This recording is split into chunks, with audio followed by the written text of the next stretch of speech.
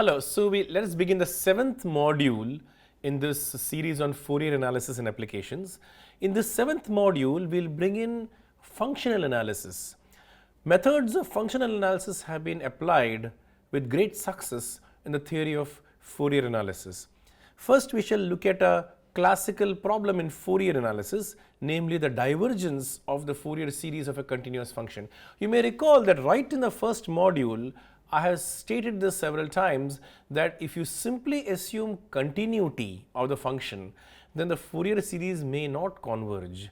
We need slightly better than continuity, and we proved the basic convergence theorem for Hölder continuous functions. If we just have continuous functions without anything more, then it will not have a convergent Fourier series.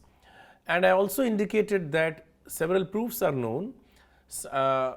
Explicit examples have been produced, but more interestingly, a majority of the functions which are continuous display this errant behavior.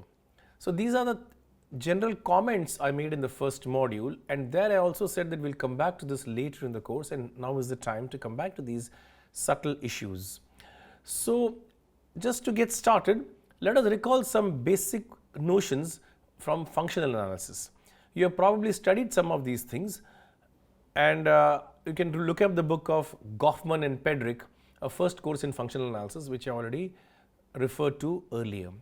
So what is a normed linear space? A normed linear space is a vector space V endowed with a map norm from V to R. That is, the domain is V and the codomain is the real numbers, and the map will be denoted by double stroke norm. And the norm function must satisfy certain properties. Norm V must be non-negative. Norm V is 0 if and only if V is 0. And the third property is the triangle inequality. Norm of V plus W is less than or equal to norm V plus norm W. This is true for all V and W in V. The fourth property is called scalar homogeneity, namely norm of TV equals mod T times norm V, where T could be a scalar. The base field could either be the real field or the complex field. In many examples, it is essential to work with a complex vector space, but the definition is the same. A normed linear space is said to be complete if every Cauchy sequence converges. So you see that the norm defines a metric. How do you define a metric out of a norm? Distance between V and W is the same as the norm of V minus W. So take the distance between V and W to be the norm of the vector V minus W. That's a distance function. And with respect to this distance function, if it's complete, namely if Cauchy sequences converge with respect to this metric, then we say that the normed linear space is a Banach space. Banach spaces are the most important class of spaces in analysis. So now let us look at a few examples of Banach spaces. The most important example of a Banach space is a set of all continuous real or complex valued functions defined on a closed bounded interval AB. So take a closed bounded interval AB, take the set of all continuous functions on a closed bounded interval, and this is obviously a vector space. Sum of two continuous functions is continuous. Multiply continuous function by a real number or a complex number, again you get a continuous function. So it's evidently a vector space. So we also know that a continuous function on a closed bounded set is bounded and attains its bounds. So the supremum of mod fx, where x varies from a to b, is a finite real number. It's a positive real number which will be 0 if and only if f is 0. So norm of f is the same as supremum of mod fx, where x varies from a to b. This defines a norm on C of AB. This norm is complete, namely Cauchy sequences will converge, because what does it mean to say that Fn is Cauchy with respect to this norm? It means supremum of mod Fnx minus Fmx goes to 0 as nm go to infinity, which basically means that the sequence Fn is uniformly Cauchy. And if a sequence is uniformly Cauchy, then it is uniformly convergent. And if a sequence of continuous functions is uniformly convergent, the limit function is again continuous.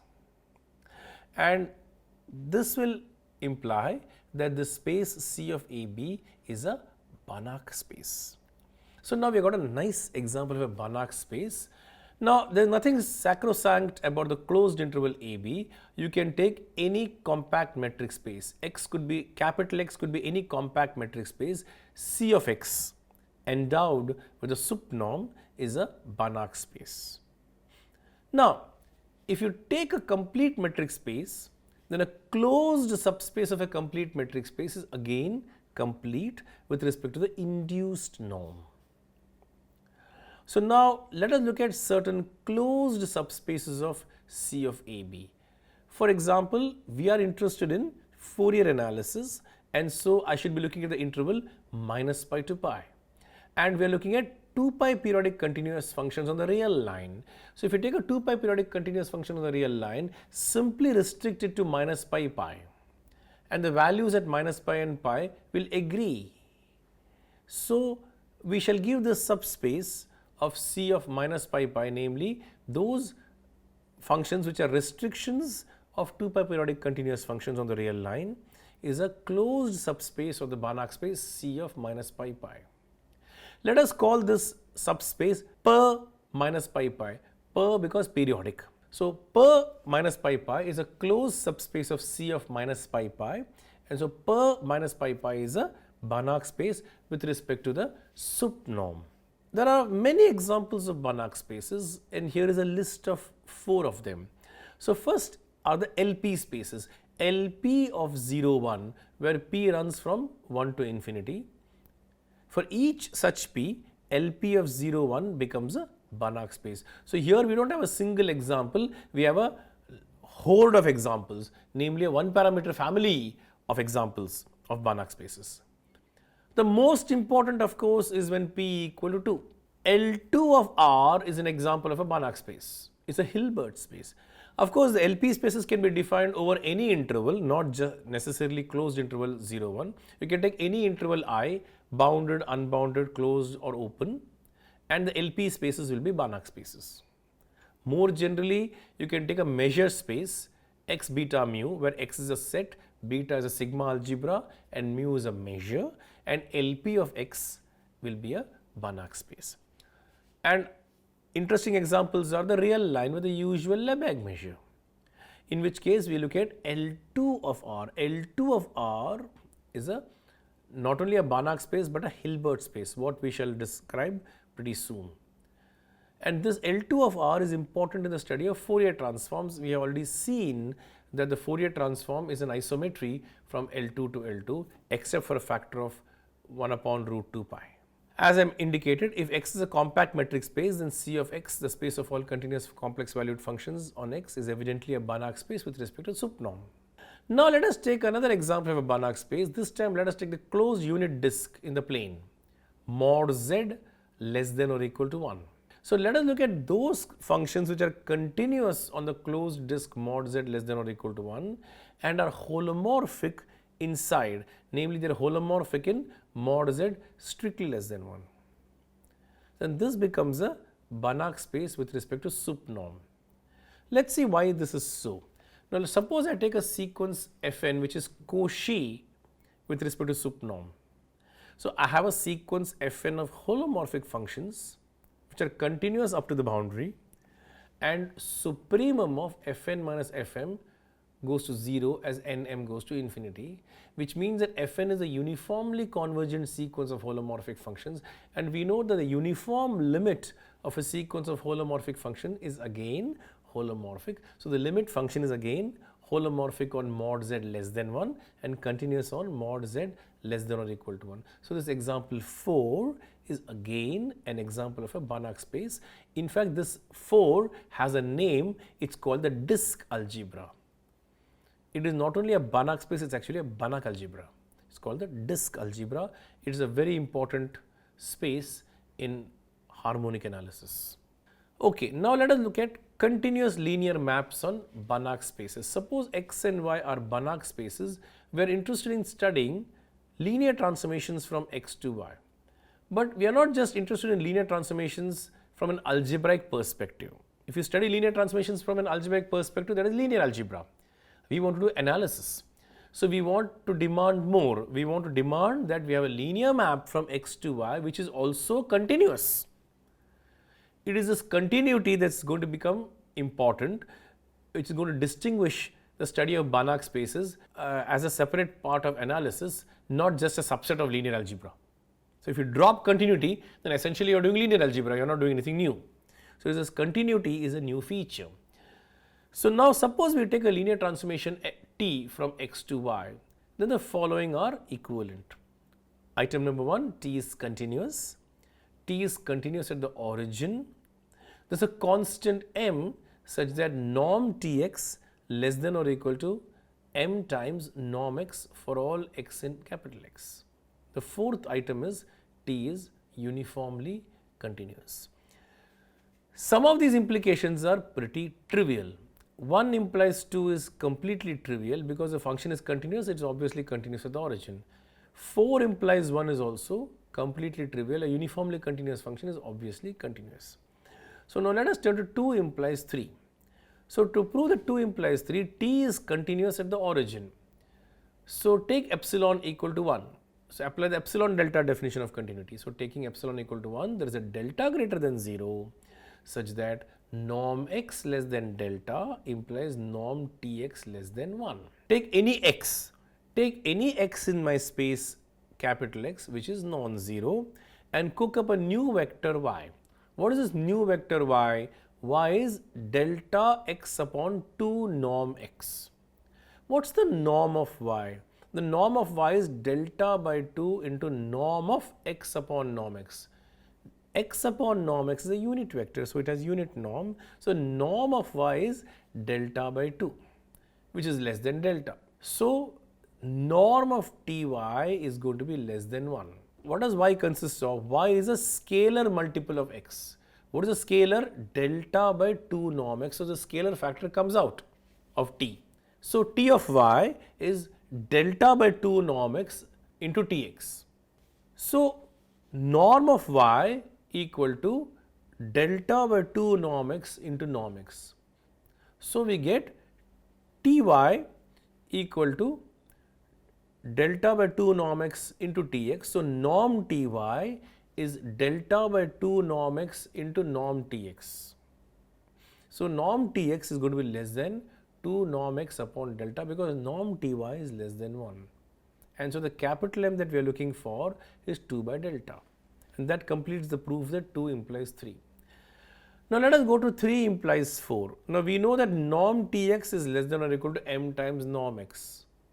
So replace x by x1 minus x2. So norm T of x1 minus T of x2 less than or equal to m times norm x1 minus x2. So that proves uniform continuity of T.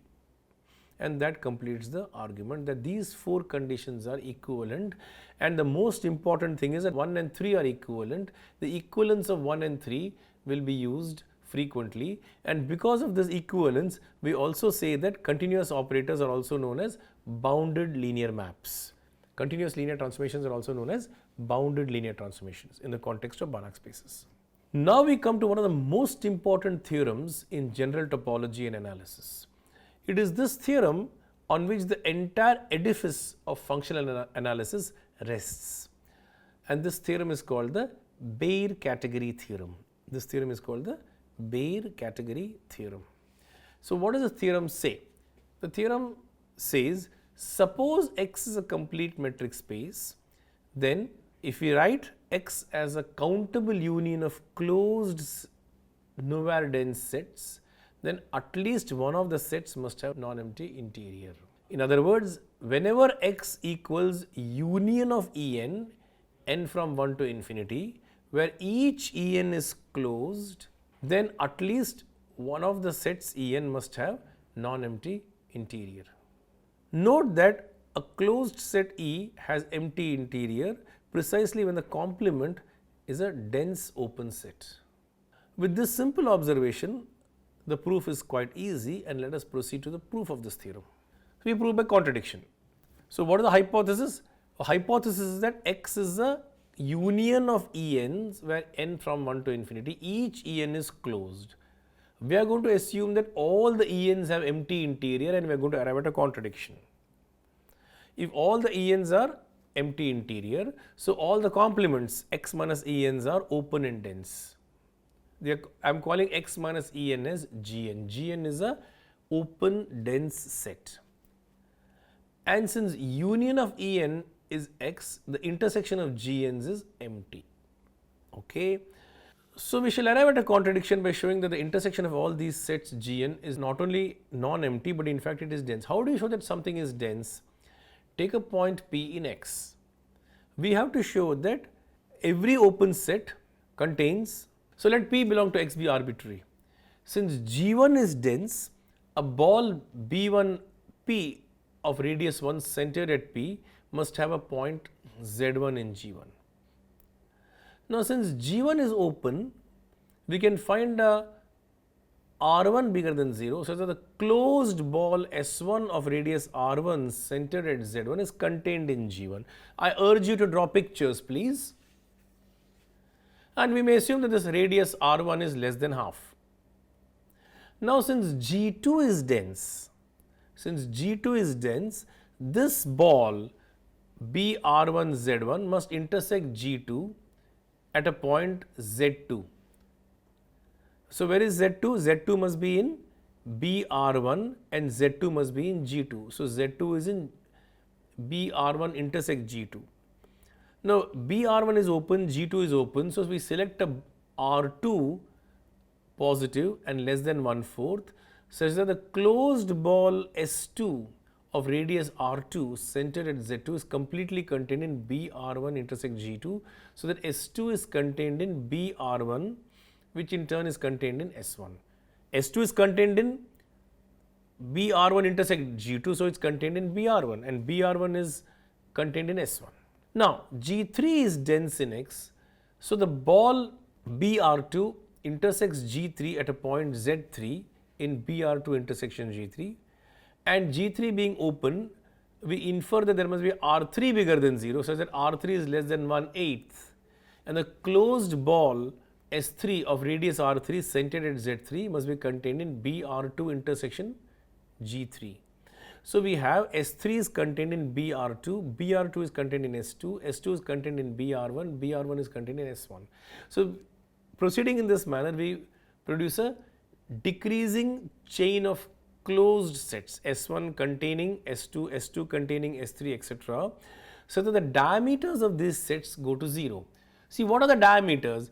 The sets, the balls have radius 1/2, 1/4, 1/8, etc. So, the diameters are 2, 1/2, 1/4, 1/8, etc. These diameters are going to 0 as a geometric sequence. So, by Cantor's intersection theorem, we infer that there is a point Q which is contained in all the sets Sn.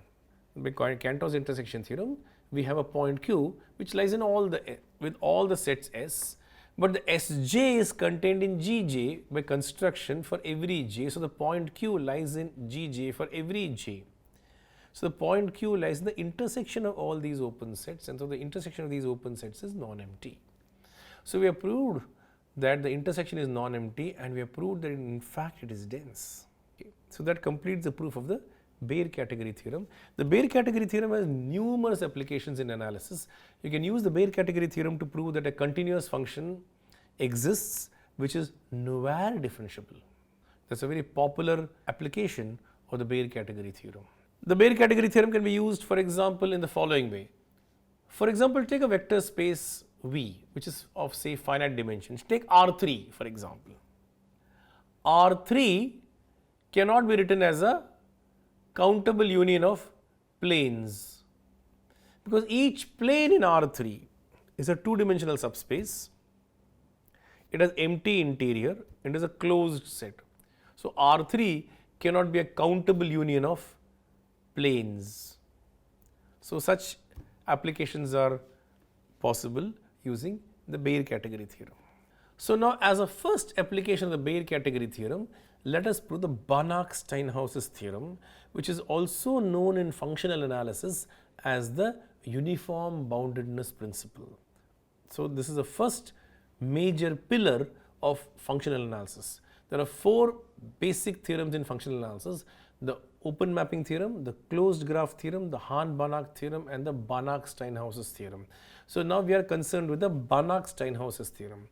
We shall need this result only in a very special case, namely when the target space is the complex numbers or the real numbers. So let us take a sequence Tn of linear transformations from x to c, or a sequence of bounded linear functionals Tn from x to c. So we say that a sequence of continuous linear forms Tn as above is pointwise bounded if for each point x in x there is a constant mx such that the supremum mod Tnx n belongs to natural numbers is less than or equal to mx. So what you do is that you take a point x in your space and evaluate all these functions Tn at that particular point x. We get a sequence of real or complex numbers, and if this sequence of real or complex numbers is bounded, say with a bound mx, the bound will obviously depend upon which point x that you have chosen to freeze these functions. So you are evaluating all the functions at a specific point x, and now you get a sequence of real or complex numbers. This sequence of real or complex numbers is assumed to be bounded. The bound could depend on x. What we infer is that there is a common constant m such that supremum of mod Tnx is less than or equal to m for all norm x less than or equal to 1. That is, this mx, which will vary from point to point. The mx, the constants mx in the hypothesis varies from point to point, but when x varies over the unit ball, norm x less than 1, all these mx's can be dominated by fixed m. So these mx will surely vary, but we can find a common upper bound for all these constants mx, call this upper bound m, the same upper bound that works for all x less than or equal to 1 in norm. So now let us look at the proof of the Banach-Steinhaus's theorem. So let us look at the proof of the Banach-Steinhaus's theorem. Consider the family of closed sets. We construct a family of closed sets Ej, namely set of all x in x such that norm Tnx less than or equal to j for all n. So this Ej is evidently closed because the Tn's are continuous, and therefore norm Tnx is a continuous function. So norm Tnx less than or equal to j for all n is an intersection of closed sets, and so it's a closed set. Now the union of these closed sets Ej will be the whole space x. How do you see this? Take a point x in capital X, then we know that there is a constant mx such that norm Tnx is less than or equal to mx for all n. So take any j bigger than mx, then we will see that this x belongs to Ej by construction. And then the claim is established that the union of these Ejx is the whole space. Alright, how do you continue? Now the Baire category theorem gives us that one of the sets Ej must be having an interior point P. So there is an r bigger than 0 so that the ball of radius r centered at P is completely contained in Ej. Now for this particular point P, there is an MP which is bigger than 0 such that norm Tnp less than or equal to MP for all natural numbers n. Now take any point norm y less than or equal to 1, then look at the point P plus r by 2y. Where is this point P plus r by 2y? What is the distance of P plus r by 2y from P? That distance is r by 2 because y is a unit vector. So it's because the distance is less than r, this point lies in Br of P. Br of P is contained in Ej. So norm of Tnp plus r by 2 Tny is less than or equal to j. Using triangle inequality, we get norm Tny less than or equal to 2 upon rj. I multiply by 2 upon r to kill the fractions. 2 upon rj plus 2 upon r norm Tnp. All in all, less than or equal to 2 upon r into j plus mp. And this is true for all y in the unit ball. That is, for all y such that norm y is less than or equal to 1. The proof of the Banach-Steinhaus's theorem is thereby completed.